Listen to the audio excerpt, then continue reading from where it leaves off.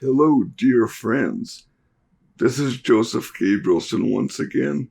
I am a licensed practitioner and ministerial intern at Centers for Spiritual Living. It is my honor and pleasure to be the guest speaker at CSL Greater Las Vegas for the month of August 2022. All 5 talks that I will be doing this month are on the theme of nature. And the particular title of this week's talk is The Healing Power of Trees. I'm very excited to share my information with you and to provide inspiration that you can take with you into the coming week. Before I begin, I just want to let you know that most of the information in this presentation came from 2 books. I've made a slide with the book covers on them so that you can find them in your local bookstore or library with ease. To begin, I'll just share an overview of where this presentation is going to go before I begin with the details.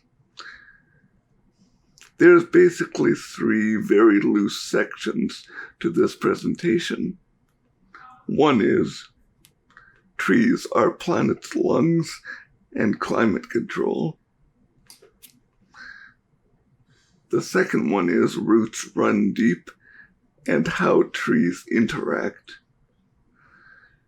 And the third section is fungi, first aid, and the forest.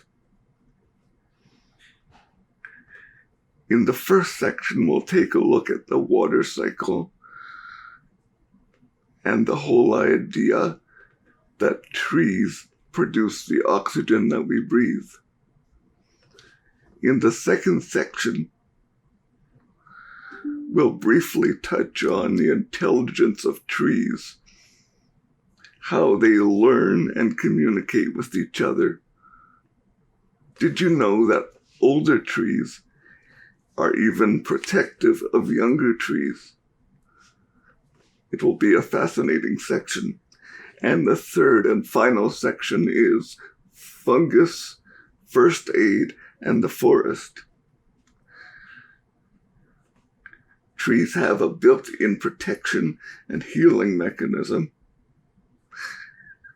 We'll go into that a little bit, and also we'll shine a light on the idea that trees are in a symbiotic relationship with many different types of fungus. So I hope that you enjoy this presentation. I really enjoyed putting it together. To begin, we're going to talk about how trees affect climate and how trees affect the water cycle, which is a key factor in climate. Many of us may be aware that trees produce the air that we breathe by converting carbon dioxide, which is CO2, into oxygen. Trees do clean the air that we breathe, but in addition to that, they help ensure the availability of water even in the most remote inland areas. Without trees, all the clouds would rain down near the coast, leaving many inland areas dry. So the trees act as water pumps and kind of ensure that water gets to all the inland areas where it's needed. So that was very interesting to me. And this part of the research was kind of a refresher on my elementary science, because many of us do learn about this in grade school, that water comes down from the clouds as precipitation evaporates back into the air and goes back into the cloud and gets rained down again, and the cycle repeats and repeats and repeats. Before it comes up back into the cloud, water is taken down into the roots of trees and then released into the air as mist. That's the particular area of the water cycle called transpiration. And that is the part where trees help us breathe. Because during this process, they also convert carbon dioxide into oxygen. I hope that was clear and not too long-winded. I find this science fascinating.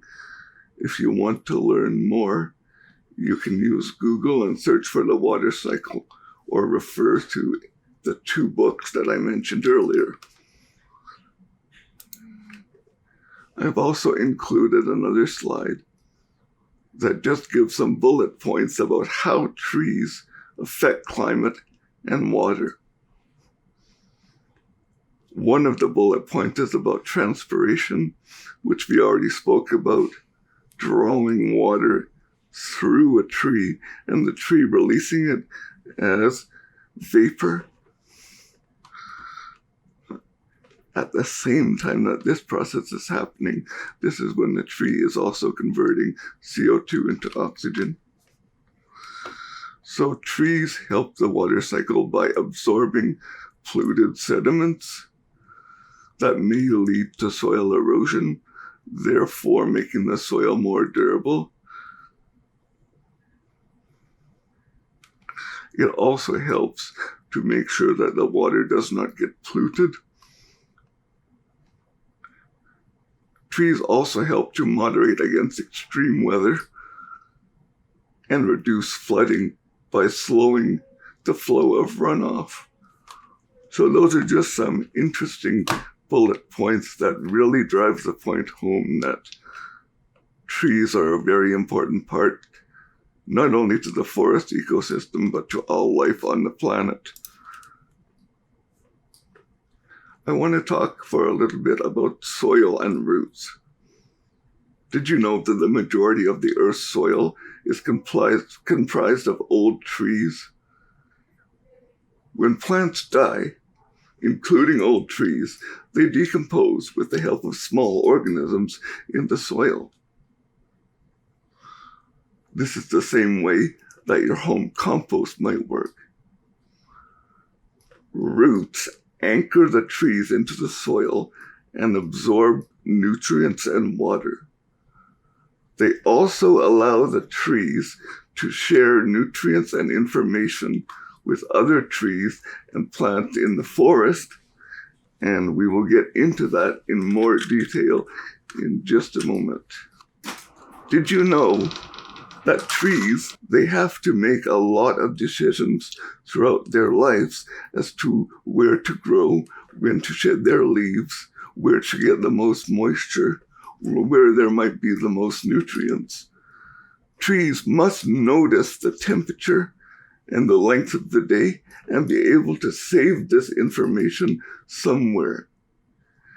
It is thought that in the sensitive tips of their roots, on these root tips is where they keep track of information and experience. Let me reiterate that bit again because that just blew my mind when I learned it. Trees must notice the temperature and length of the day and be able to save their experiences somewhere. It is thought that in the sensitive tips of their roots, on these root tips is where they keep track of information and experience. I've already said how the root tips are used to share information between trees. A single tree can only provide information to itself. and it can't really provide information to another tree without an intermediary. This is where fungi comes in.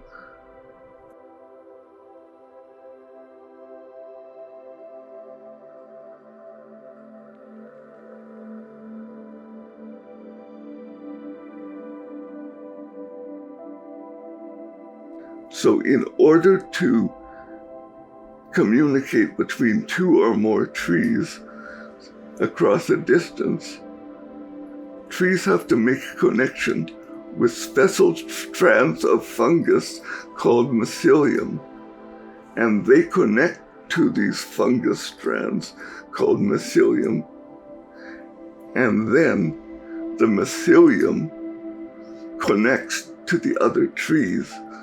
The reason for this is information and nutrients can travel much greater distances across this mycelium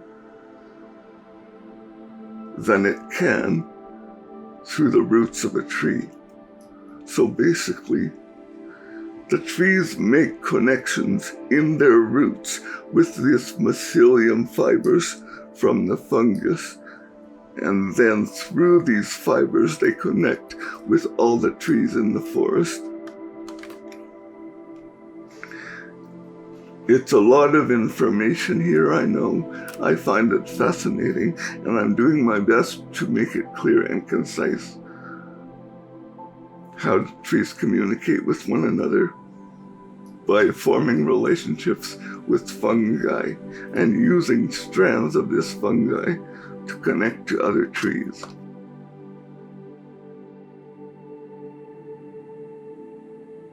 This next slide is just to reiterate that trees help each other procure water and nutrients, and they collaborate. They grow these fungal filaments, as I said, within the roots, and the fungus can take information much farther and spread it to all the trees in the forest.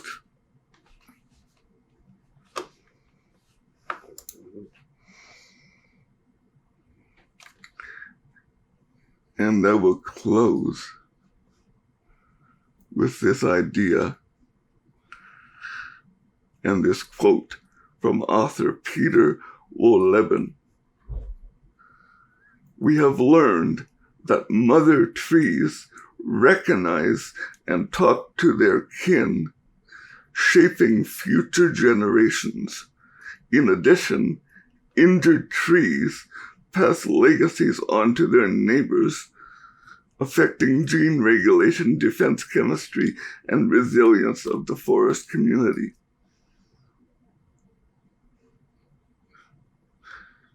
So trees really do help each other, and it is like a family in the forest.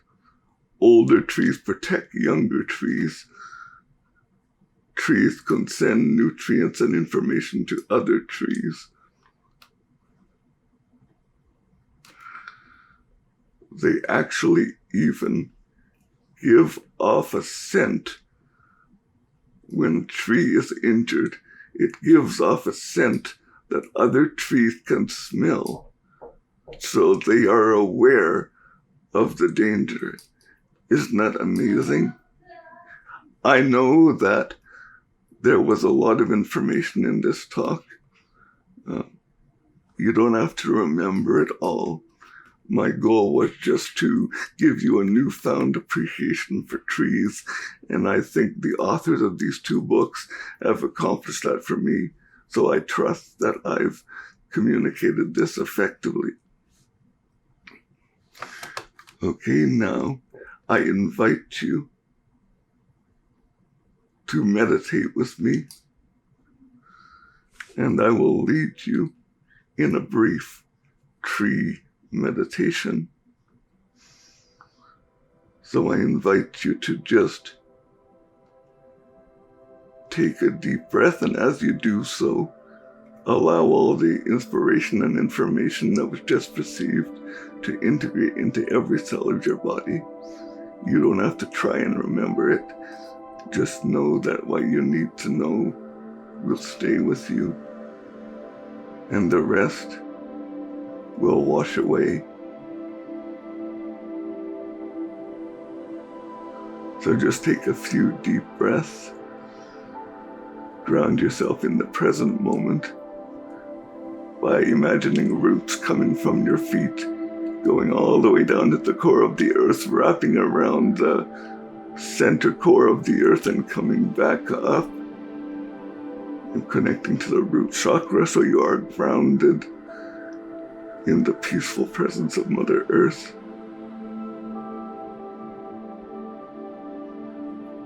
Also imagine a golden light coming from the heavens to the top of your head and enlivening every cell of your body with this golden light. You are now in a state of grounded openness, open to possibility, open to insight, open to transformation, at the same time grounded firmly in the spiritual realm and also on the physical realm. As you continue to follow your breath, I invite you to imagine that you are in an open meadow, and at the edge of this meadow there's a grove of trees that span the entire meadow. So the whole meadow is kind of surrounded and encased by a circle of trees.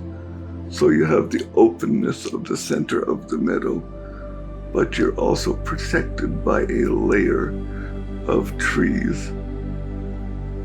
There's many different shapes and sizes of trees surrounding the meadow completely in a circle.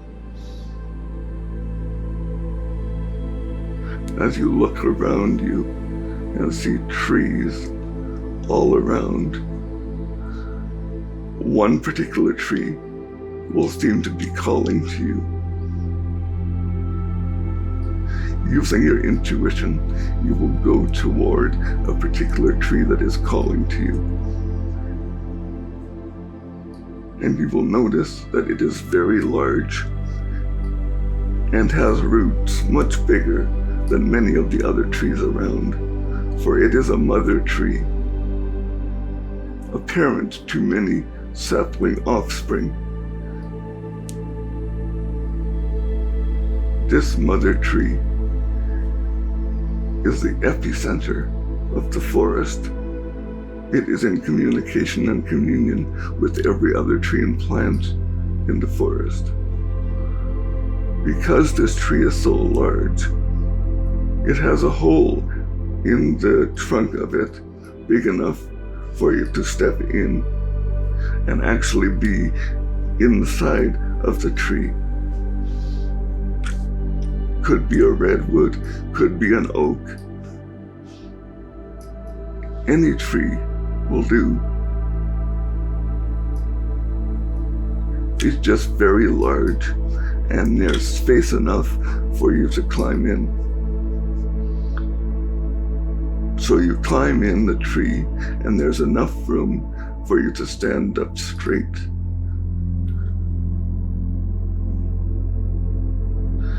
And as you are standing there,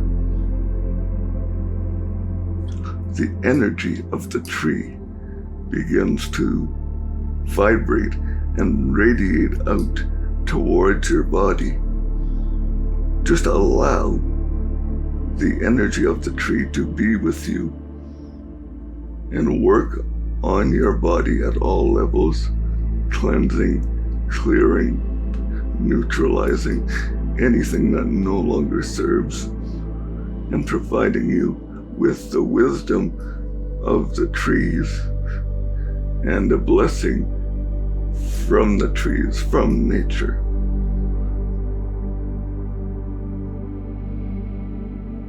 So I will just give you a few moments to really experience this infusion of healing and wisdom from nature.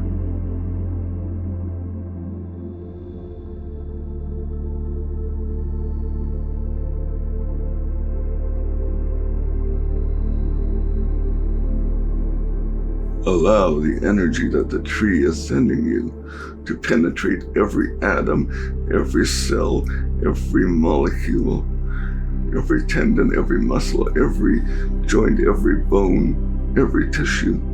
Allow it to penetrate deeply into the core of your being. When this feels complete, I invite you to ask if it has a message for you.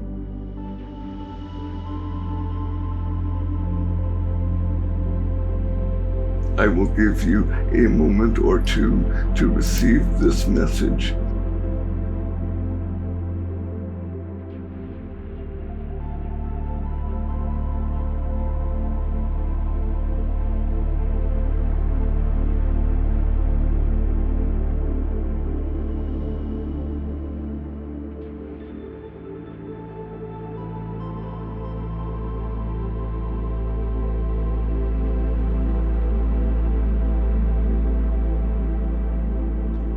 I invite you to bring yourself back into this place and space.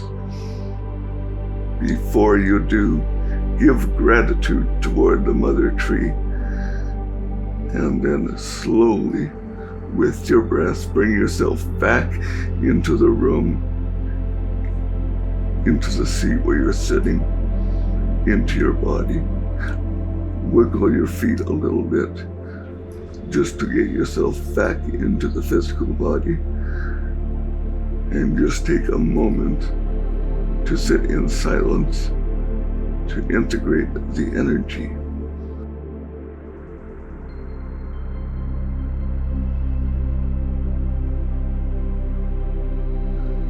And this is a good time for you to write down your message from the mother tree. Thank you for joining me this week. I look forward to seeing you next week. Until then, namaste. Blessed be.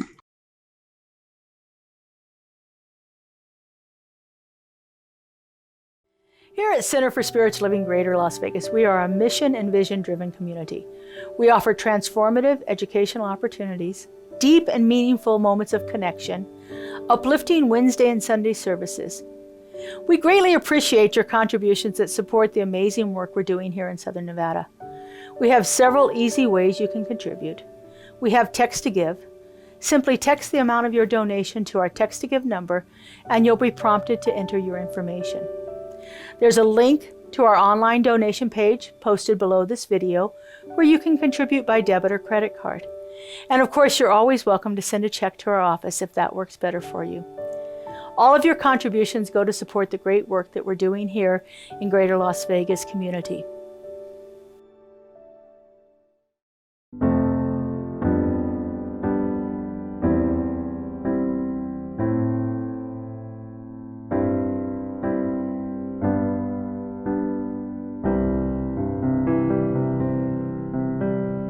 Here I am, a vessel to be used. Whatever Spirit needs of me, I will be, I will be, I will be. Here I stand. My heart is here to serve. Wherever love is leading me, I will go, I will go, I will go. Here I am.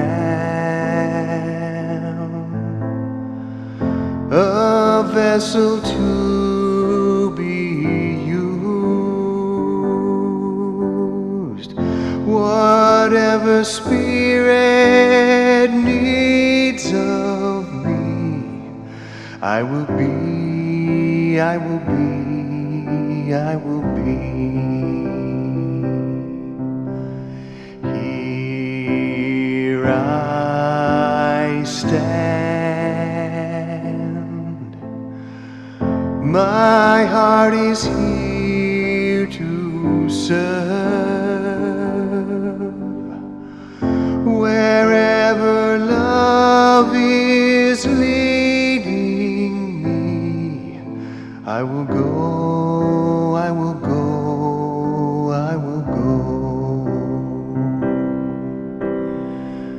Wherever love is leading me, I will go, I will go, I will go.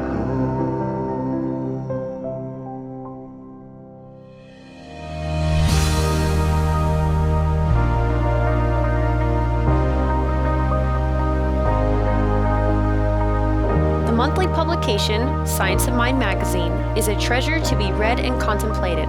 Along with in-depth articles, there is a day-to-day spiritual support to be gleaned from its daily guides.